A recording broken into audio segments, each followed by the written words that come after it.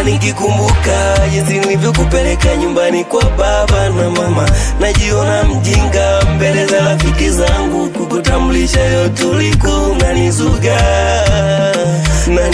mama. Ule muda wangu ningefanya mambo mengine, sio kupoteza bure.